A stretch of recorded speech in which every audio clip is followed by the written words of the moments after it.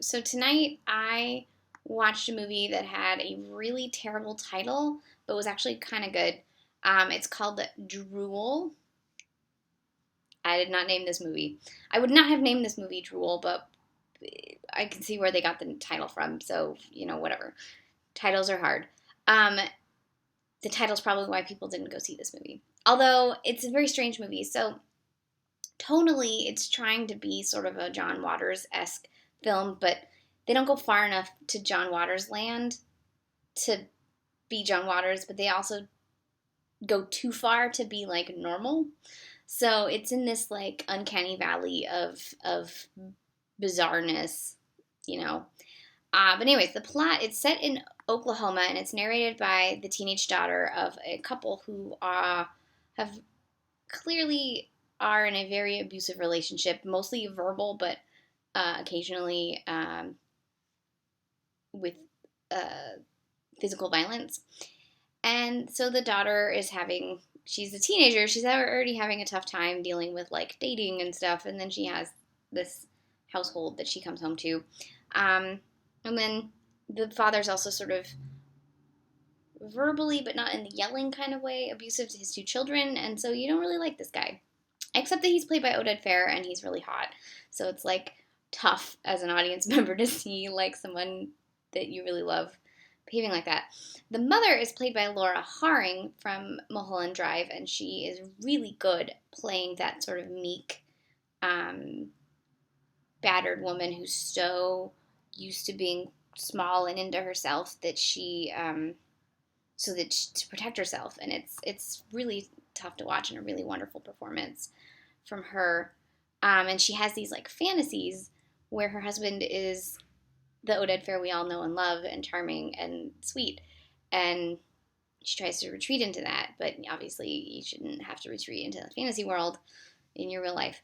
All of this changes when a woman moves next door to her, played by Jill Marie Jones, who sells Kathy K cosmetics. This is sort of like Mary Kay, but instead of pink, everything's purple.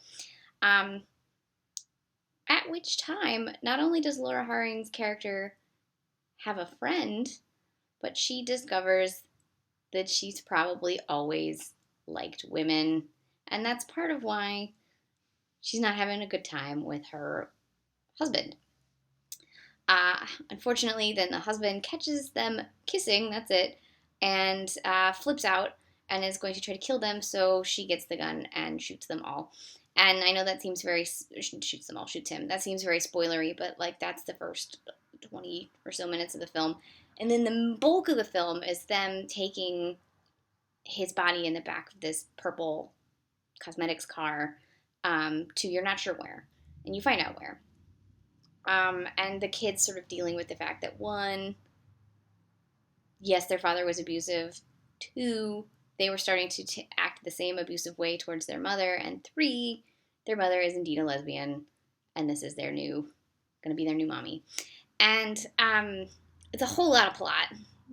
There's some other things that I'm not really going to cover because they would be really too spoilery. But it's a whole lot of things. And I can definitely see where writer-director Nancy Kissam was trying to go in terms of John Waters' territory, because everything is just really bizarre.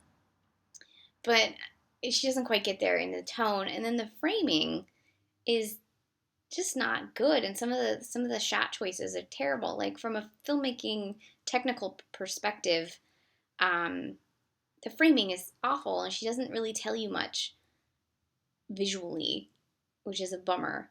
And sometimes the picture quality is really nice, and other times it looks like it was shot on like a flip phone. It's kind of a bummer.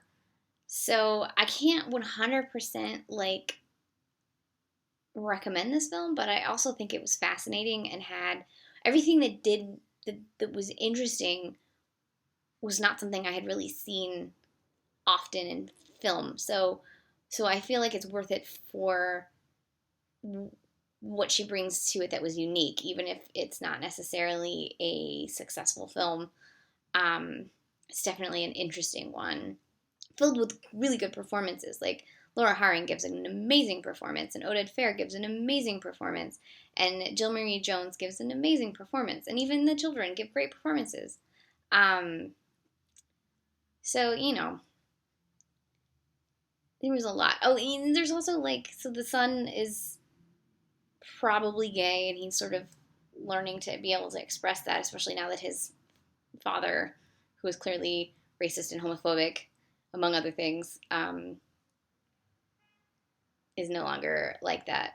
And there's like tidbits about like small townness that I thought, like rural small townness, that I thought she captured really well. She clearly knows like what it's like to be in a rural sort of backwoodsy place.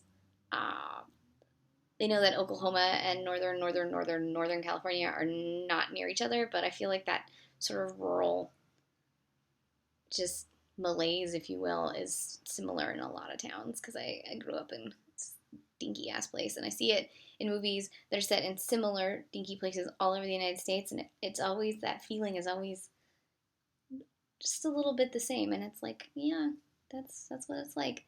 So that's always refreshing when someone does small towns right. Uh, Anyways, I recommend this. If anything, also because it has an entire production done by women. So the writer director was a woman, the cinematographer was a woman, even though the framing was not very good, and the editing was done by a woman. So you know, support them. This is about to expire on Netflix, but unlike the one I watched yesterday, you have a little more than one day to watch it. I think it expires on October 6th. So you have a little bit to watch it if you want to get it in before the weekend, or on the weekend. It came out in 2009. It's written and directed by Nancy Kissam, and it's called Drool. You can watch it on Netflix for the next 5 days before they yank it off, and then who knows. Although it's also, you can rent it for $2 on Amazon Prime, I checked. So even if they yank it off Netflix, it'll cost you $2. I think it's worth $2.